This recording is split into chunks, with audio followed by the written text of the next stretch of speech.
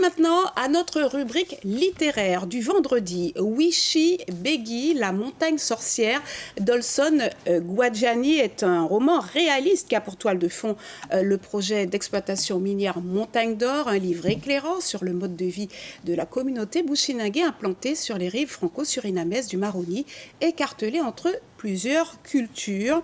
Ce livre est d'abord un roman sur la résistance. Bonjour Marie-Claude Thébia. Bonjour à tous. Effectivement, ce livre est un livre sur la résistance, toutes les résistantes.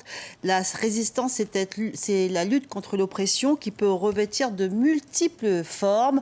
Dans le livre Wishi Beghi d'Olson Gwadjani, il s'agit ici de se battre contre l'implantation minière de la Montagne d'Or, l'éternelle histoire de David contre Goliath.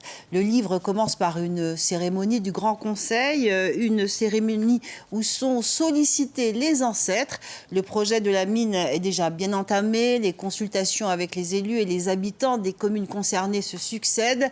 Le doute subsiste, les participants veulent savoir ce que pensent les ancêtres de ce projet mirifique censé contribuer au développement du territoire. Parmi les participants, Jessie, français, surinamais. C'est un jeune bushinagé, bien dans son temps. Il surfe entre les cultures, mais son appartenance à la communauté noire-marronne reste son socle.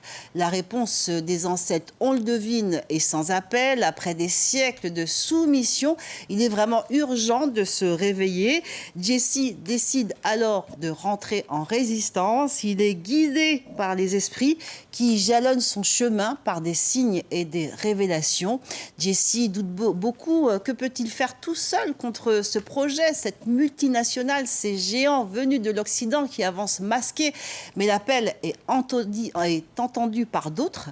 D'autres viennent le rejoindre, des Amérindiens, des Bushinagé. Les deux communautés entrent en résistance et décident de passer par la lutte armée. Il y a aussi des stratégies plus vénales, notamment la séduction pour soutirer des informations. La suite, je vous laisse la découvrir en lisant ce livre. Alors l'auteur n'est pas n'importe qui, Marie-Claude, puisqu'il est chercheur en sciences de la communication. Oui, tout à fait, c'est très bien écrit. L'auteur Olson Gwadjani, il n'a que 27 ans, il est chercheur en sciences de la communication. Il arrive à entraîner le lecteur dans son récit. Il nous fait entrer dans ce monde bushinagé sur les rives du fleuve avec ses rites, ses codes, ses coutumes. Il a un sens de la description minutieux. Il installe une atmosphère, une ambiance. On est dedans. Il décrit le fossé abyssal qui peut exister entre les Noirs marrons, descendants d'esclaves venus d'Afrique, et la société créole d'aujourd'hui, acculturée, en perte des racines.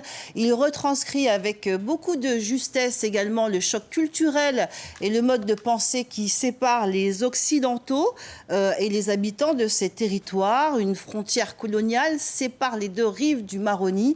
La spiritualité noire-marronne également, basée sur l'animisme, l'omnipotence de la nature et le rôle des ancêtres est sous-jacente dans cet ouvrage.